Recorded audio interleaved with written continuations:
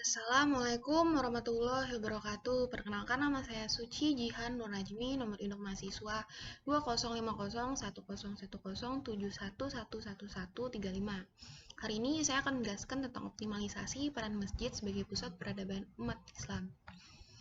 Pertama-tama, saya akan menjelaskan tentang pengertian masjid. Masjid adalah salah satu unsur yang sangat penting bagi umat muslim dan penduduk Islam. Masjid bagi umat muslim mempunyai makna yang sangat besar, baik dari segi makna fisik maupun dari segi makna spiritual. Kamus Besar Bahasa Indonesia mengartikan masjid ialah sebagai rumah atau bangunan tempat bersembahyang dan juga beribadah para umat Islam. Masjid adalah tempat untuk seorang muslim mengadu, merintih, dan tentu saja untuk menyatakan kesyukurannya kepada Allah Subhanahu wa taala. Ada beberapa pendapat masjid mengenai ahli. Pendapat Sidi Ghazalba mengatakan kalimat masjid karena berasal dari bahasa Arab. Masjid yang asalnya dari sujudan dan fi'il majlis sajadah yang artinya tempat sujud atau tempat beribadah. Pandangan dari Az-Zarkashi dikatakan masjid karena sujud adalah rangkaian dari sholat yang paling mulia, mengingat betapa dekatnya umat dengan Tuhannya pada saat sujud. Pandangan Fakhruddin HS mengenai masjid adalah rumah peribadahan kaum muslimin. Di sana, para muslim mengerjakan sholat berjamaah dan sholat Jumat, zikir, menyebut dan mengingat Allah serta memohon doanya kepadanya. Di sana, umat muslim membaca, belajar, dan mengajarkan kitab suci Al-Quran. Dari banyak pandangan dari yang sudah kita baca, dapat dikatakan bahwa masjid memiliki arti yang sangat luas. Selain sebagai tempat beribadah, masjid juga merupakan tempat untuk melakukan berbagai aktivitas atau kebudayaan Islam. Assalamualaikum warahmatullahi wabarakatuh. Perkenalkan, nama saya Tri Apriliana Dewi, nomor induk mahasiswa 20501011111154. Di sini saya akan menjelaskan mengenai optimalisasi peranan masjid dan menjelaskan 3 sub materi. Yang pertama ada masjid di dalam Al-Quran, yang kedua peranan masjid pada masa Rasulullah, yang ketiga sebab luasnya peranan masjid di masa Rasulullah. Yang pertama, masjid di dalam Al-Quran. Masjid di dalam Al-Quran terulang sebanyak 28 kali. Itu menjelaskan bahwa masjid memiliki keutamaan di dalam Al-Quran. Kemudian, secara bahasa, masjid berasal dari kata sajadah atau sujud, yang berarti patuh, taat, serta tunduk dengan penuh hormat. Meletakkan dahi, kedua tangan, lutut, dan kaki ke bumi, yang kemudian dinamai sujud oleh syariah. Itulah sebabnya mengapa bangunan yang dikhususkan untuk sholat dinamakan masjid, yang artinya tempat bersujud. Dalam pengertian sehari-hari, masjid merupakan bangunan tempat sholat kaum muslimin.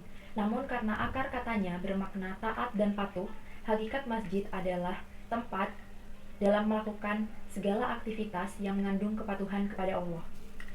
Dijelaskan pada surat Al-Jin ayat 18, yang artinya, sesungguhnya masjid-masjid itu adalah milik Allah, maka janganlah kamu seseorang pun di dalamnya di samping menyembah Allah. Di sini dijelaskan bahwa masjid-masjid merupakan bangunan milik Allah dan kita sebagai kaum muslimin dilarang untuk menyekutukan Allah.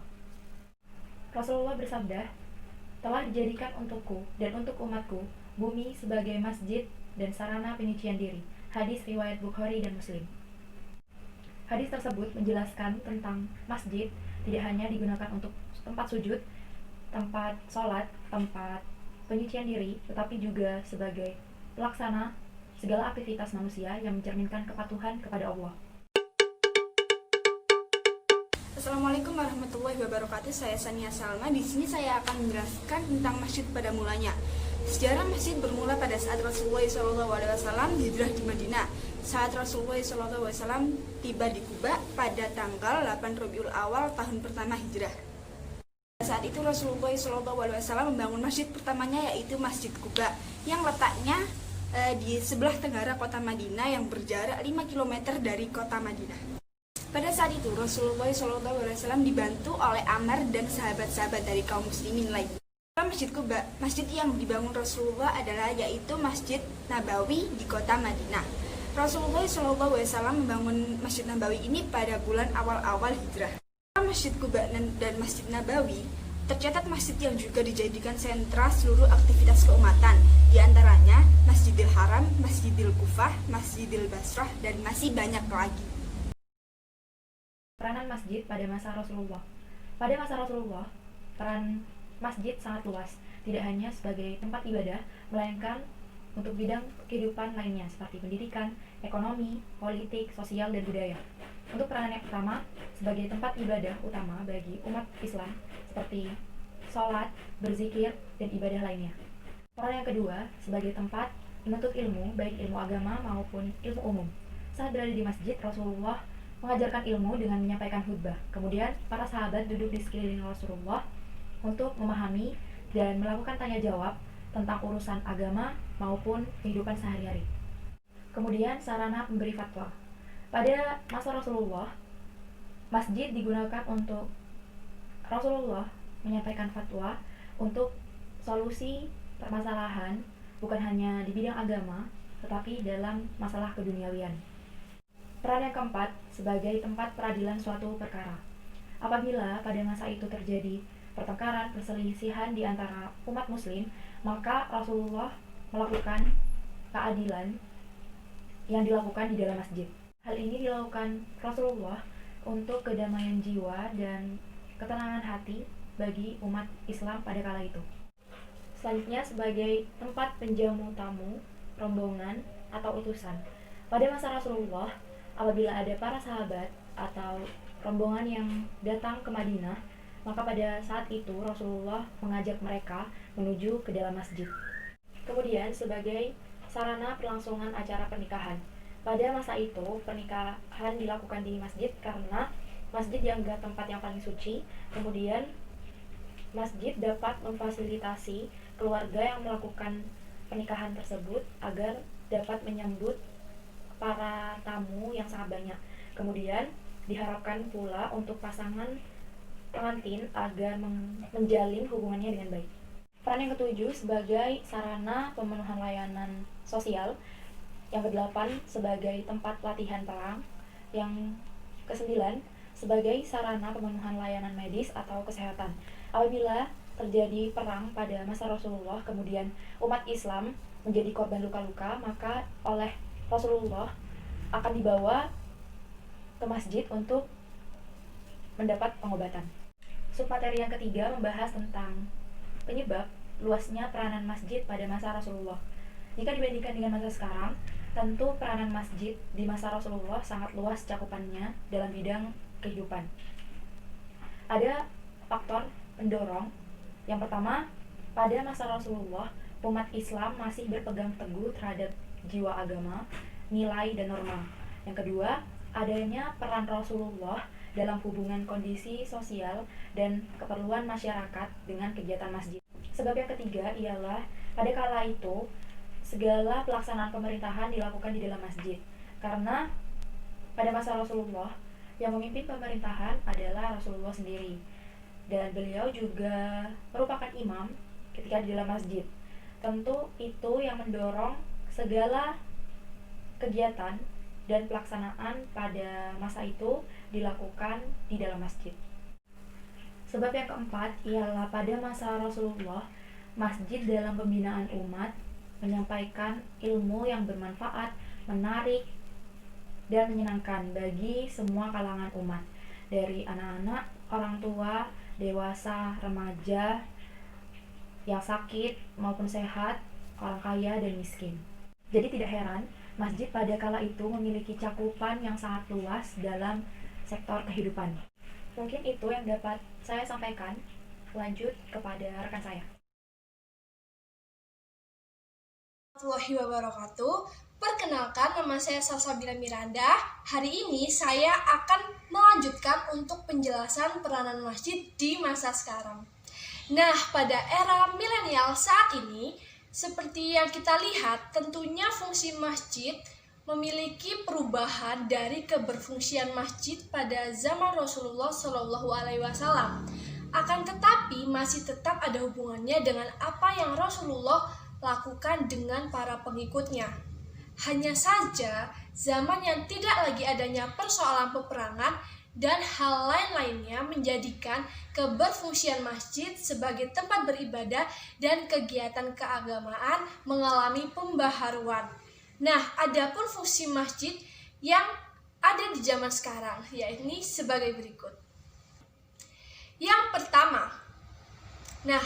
pertama, itu mengisi malam-malam Ramadan dan memperingati hari-hari besar Islam seperti Tahun Baru Islam, Maulid Nabi, dan zikir bersama.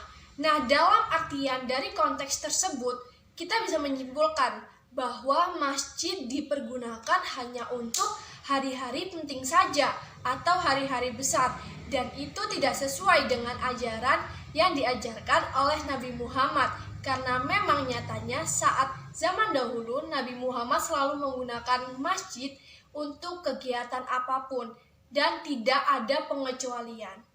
Yang kedua, yakni mendirikan sholat Jumat secara bersama-sama. Yang ketiga, yakni masjid digunakan sebagai tempat kegiatan-kegiatan perlombaan seperti kasidah, robanah, dan didikan subuh bagi anak-anak. Selain itu, masjid juga biasanya digunakan untuk tempat mengaji untuk anak kecil yang masih SD, TK, dan bahkan untuk yang masih belajar Al-Quran. Selanjutnya, yang keempat, peranan dan fungsi masjid pada zaman sekarang digunakan untuk tempat makan dan minum bersama yang dilakukan oleh jamaah masjid. Tak hanya itu saja, saat ini fungsi dan peranan masjid mengalami penyelewengan pada masa sekarang. Seperti apa sih contohnya? Nah, contoh yang pertama yakni masjid dijadikan sebagai museum atau monumen nasional. Nah, bahwasannya masjid ini beralih fungsi dari sumber tuntunan dan tempat beribadah menjadi sekedar daerah tujuan wisatawan. Ini terjadi penyelewengan yang sangat jauh antara keberfungsian masjid dari zaman sekarang dengan zaman Rasulullah. Yang kedua, masjid beralih fungsi menjadi sebuah kandang ternak, supermarket, dan hal kegiatan sosial lain-lainnya. Memang, masjid alangkah baiknya digunakan untuk berbagai macam kegiatan sosial. Namun, ini sangat tidak wajar karena masjid dijadikan sebuah kandang ternak. Nah, masjid beralih fungsi menjadi kandang ternak. Kalau misalnya kita melogikakan, kandang ternak itu kan penuh dengan kotoran. Dan jika dijadikan satu dengan masjid, pastinya masjid itu akan menjadi tempat yang najis karena terkena kotoran-kotoran dari hewan-hewan ternak. Selanjutnya adalah masjid menjadi sumber sengketa antara keluarga yang mewakafkan tanah dengan pengelola masjid dan semacamnya. Jadi ini masjid semacam diperebutkan seperti itu. Jadi itu tidak baik atau tidak benar. Selanjutnya yang keempat ada masjid menjadi barang komoditi atau dikaryakan untuk bisnis.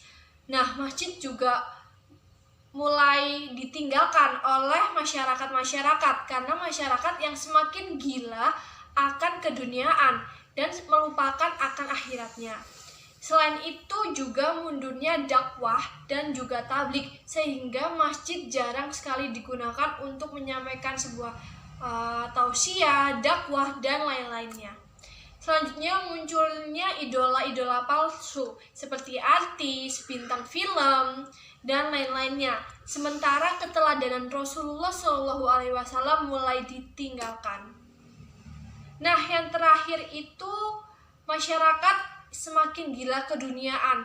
Namun, memang tak semua masjid yang dibangun memiliki fungsi dan peranan seperti yang saya sebutkan tadi. Ada sebagian masjid yang masih menggunakan masjid dengan semestinya atau sesuai yang diajarkan oleh Rasulullah SAW. Dan peran masjid.